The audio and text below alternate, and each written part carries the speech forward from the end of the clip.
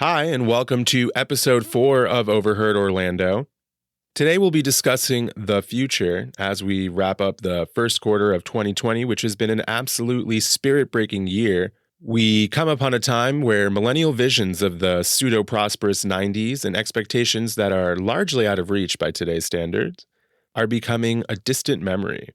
Now armed with youthful ideals and the better half of a decade's adult life experience, millennials have adjusted and adapted, becoming the rightful heirs to what was once a bleak future.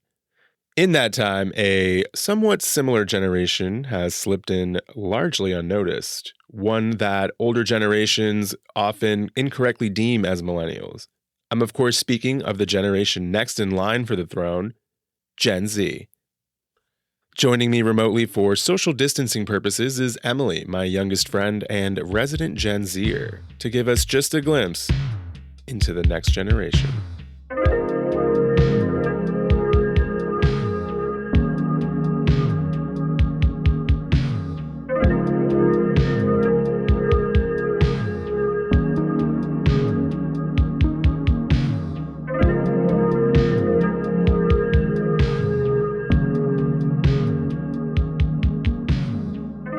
Hi, Emily. How are you doing today? I'm great. How are you, Steven? Oh, I'm doing just peachy.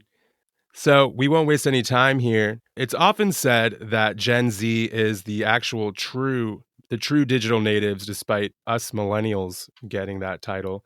That being said, though, they kind of say that it has attributed to depression. You are actually part of the most depressed generation of all the generations, highest rates of depression due to face contact or a lack thereof, rather. A big reason for that is you're also a generation that has never existed in a time where the US was in a time of peace. Without the luxury of millennial disillusionment, shit has just kind of sucked for you guys like the whole time. How do you push forward through that?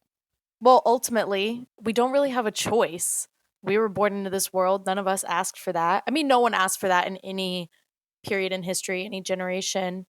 But I think Gen Zs have this mindset that we're the generation that's going to make things better, that the generations that came before us, there's a lot of like boomer hatred in the Gen Z realm community. And so I think that like hatred inspires us to make the world better. That when we're part of the working class for real, that we're going to improve everything. So all this shit that we're going through right now is just setting us up to change the world. So every generation kind of has its own voice. What is your generation's voice saying? Man, I don't really know. It's kind of hard for me. I mean, you know this, but people listening may not know. I'm like right on the cusp of Gen Z and millennial. I go both ways. So I'm older than a lot of what you would consider a stereotypical Gen Z like kid born in the 2000s.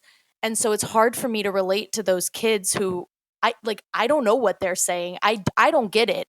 I hear millennial voices and I kind of relate to those more.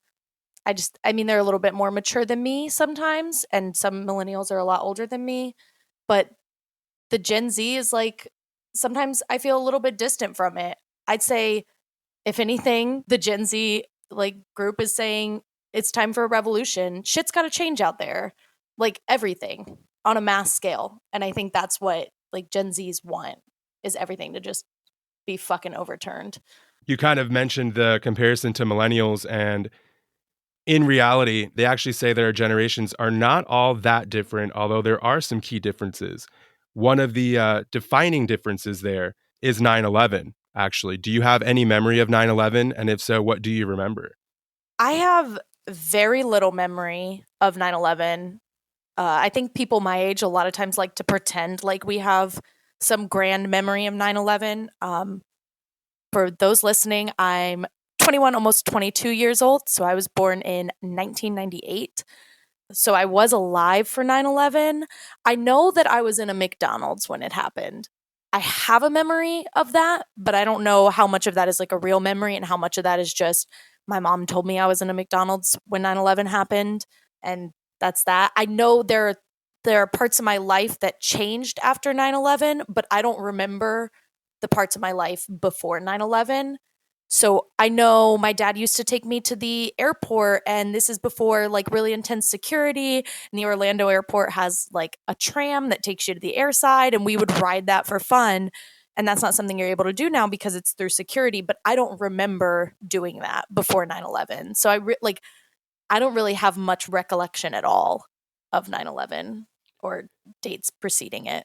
The importance of that comparison, by the way, if I could just get into a little more detail for you and for anyone who may be curious, a big thing that they say kind of shaped the millennial mindset was like we experienced the 90s when things were presumably better. There was a lot of fucked up shit going on, but there wasn't internet, it wasn't as widespread. It just it appeared to be such a magical, wonderful time where the economy was doing great, everyone was happy, and of course, you're a child, so we kind of look at that as, like I said, a sense of disillusionment where things were once really good and after 9/11 it was just never the same and everything kind of turned to shit. That being said, what kind of things make you feel hopeful? I do definitely feel like Gen Z is a little more optimistic than the millennials. So, what do you look forward to? What are you hopeful about as far as the future goes? I mean, I'm hopeful about everything. I'm still young enough that I hope that everything can change. Not everything, but all the stuff that I see out there that's kind of bad. I think social media is it I mean, it's got its downsides, and you can talk for hours and hours about what social media is doing to the youth of today. But ultimately, social media is making me really hopeful. I feel like Gen Zs on a whole are way more educated, not formally educated, but just more educated on like current events, but also just like the social workings going in between like class and race and gender than generations before them, just because of social media. It makes me kind of hopeful to see like really profound conversation taking place on social media about class inequality and like the oppression of certain groups in this country, and not just this country but in the world. And like that's like 15-year-olds on the internet finding that stuff out, and hopefully finding it out at 15, some like actual change can start to take place. And social media is kind of holding people accountable for that, for some of their missteps in the past too. So, I give you the book of time and I let you change 3 things about the world right now. What are you changing? 3 things about the world as it is today. Correct. Oh my goodness. I have 3. Uh my like overthinking brain tells me like it's not that simple. If you eliminate these things outright, then all this is going to change. But if like in a perfect world I could just eliminate 3 things or change 3 things about the world today, I would say my big 3 would be ending poverty, ending racism, and then ending rape culture. That last one's really interesting to me because I feel like another thing Gen Z's kind of brought about is this kind of accountability culture where things just aren't forgiven because they have been for hundreds and hundreds of years. You're kind of calling people out, making people aware of some of their more harmful behaviors, and that's been a really awesome thing. Not that Mhm. millennials don't do that, but that's something that's pretty admirable. Like guys can't just like rape drunk girls anymore. It's kind of like, you get a reputation now. It's not just like Chad at the party doing what 21-year-olds do, which was 20 years ago. That was what 21-year-olds did. Yeah, You I got mean, it's still happening. Unfortunately, bad things are still happening, obviously, and sometimes even calling people out doesn't get them the reputation that they probably deserve. But I think the trend is going to continue to swing that way, and hopefully that continues to put pressure on people to not behave in truly despicable ways. But yeah, I mean, Gen Zs also get criticized for that same thing. You called it accountability culture, but like popularly in the media, it's called cancel culture, where people, celebrities, for example, are quote unquote getting canceled. And it's like, well, what's the harm of canceling someone? But then you have people like R. Kelly who have been terrible for years. And like, I wasn't really cognizant of who R. Kelly was when I was younger, but apparently everyone pretty much knew that he was being terrible to young girls and young women, and no one did anything. And now, people my age and around my age are like, okay, hold on, that's kind of fucked up. And they're saying, we're not going to listen to your music anymore. And I think that's a cool thing. I mean, sometimes people get canceled and it goes too far, but like ultimately, what kind of people do we want to support and promote to being in like the highest pillar of our society, like a celebrity? Like, do we want it to be someone who does those gross things to girls? I don't. And that's why I kind of said that the Gen Zs are kind of the primary ones who bring about that accountability. Take R. Kelly, for example. I mean, millennials pretty much agree with everything Gen Zs say as far as that accountability, but a lot of millennials have memories of R. Kelly and they listen to their music as his music as a kid, and we all knew the rumor that he peed on a girl and whatever, but we didn't really take it all that seriously, I guess, as we should have at that time. Whereas kind of you said, a lot of Gen Zs are 15 years old and they have really strong opinions on really serious issues, and I think that's really cool. Right into the next question though, which is worse, fake news or fake woke? Oh man. Definite I think fake news. I think fake news is for sure worse just because news is intended to be fact. So you have people seeking out information about things and it just is misinformation. And then they're educating themselves with things that aren't even true. And then that just like turns into like whole mindsets based on beliefs that are based in lies. And it's just kind of a mess. I mean, fake woke is just obnoxious. I don't think it's as harmful as fake news is. Fake woke just being, people who just come up with things to complain about when there are real things to complain about. If these people really wanted to see change, they could complain about the actual things going on in the world, not just inventing victim complexes for themselves to or other people. I see that a lot. People who are fake woke aren't even the people who like it's like straight white guys are fake woke and then they're trying to defend women by saying ridiculous things or black people by saying ridiculous things or gay people by saying ridiculous things and everyone's like you need to shut up, like you're destroying the whole movement and everything we stand for by saying this ridiculous bullshit. But ultimately I think fake news is like more harmful as a whole to society. Yeah, I would definitely agree with you on that. I would say fake woke is probably more like just very cringy at times when you kind of hear someone think they know what they're talking about and you're just kind of For like, "Oh sure. my god." Which, speaking of cringe, the next thing, we can't have a Gen Z episode if I don't bring up TikTok. Oh What boy. what's up with that? Honestly, I don't know. It's just fun. I At first I thought it was ultimate cringe. I thought there was no redeeming quality about it. For those that don't know, TikTok used to be Musically, and Musically was an app where people purely went on and were lip syncing to songs. So, and doing weird little hand movements to go with the songs. And it was just really bizarre. But that was the only thing that was on there. And at the time that Musically existed, Vine existed, which I'm sure most people knew about Vine, which was small 6-second videos, and people did all sorts of stuff on there. A lot of really funny content came from Vine. Vine got deleted, and then Musically became TikTok. And now on TikTok, you can create all sorts of content similar to Vine. I mean, there is still a lot of cringy lip syncing, just all sorts of crazy things on there, but I don't know. I think the generation that is Gen Z, like these are kids and young adults who I think we're a generation of performers. We grew up on social media, and I think, I mean, everything about social media is performative. Even Facebook, Instagram, Twitter, everything you're doing on there is performing. And I think a lot of these, kids and young adults, they're really into that. And so just being able to like go on there and make some weird dance or whatever, it's fun.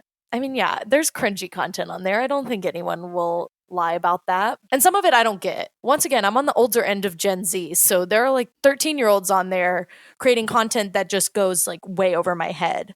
But kids love it. They think it's so funny. TikTok has some merit. First of all, I'm always surprised that Vine didn't get bigger than it was. That was a highly underrated app. there was a lot of very funny content on there. And I have seen some very funny TikTok videos, but a lot of it is mainly the lip syncing, but Yeah. I'm like, I don't get it. You're not making me laugh. I'm not impressed. I'm not like, what, I don't know. I mean, hey, I think everyone it is should. the performing thing. I don't know what it is either. I'm not into that kind of stuff, but there are people who go on TikTok and they sing. There are people who are doing weird little skits where they're like almost acting, and then there's the lip syncers, and then there's dancers, and then there are people who are just creating funny content, and just there's like a whole just merging of different quote unquote talents on TikTok. And I think it is just like performing. Like these kids are sitting in their bedrooms and then they're like, I'm going to come up with a dance. I think the differences between Gen Z and like millennials and beyond is the difference is that Gen Z kids are posting this stuff on the internet. I know I have them somewhere, and I'm sure you have something similar. And all these millennials, like, you put on a song in your bedroom, like some Britney Spears banger, and then you start doing some weird dance that you choreographed yourself, and you do it, and maybe you film it on your webcam, or maybe you don't film it. Or I used to just go out to my living room and tell my parents that I was putting on a show, and I would just perform for them. But I just think the only difference is that these kids are posting it for everyone to see. Like everyone did embarrassing, weird stuff when they were kids. We're just putting it out there for everyone to see. Holy shit, you have completely called me out because I've totally done that. I never dared record it.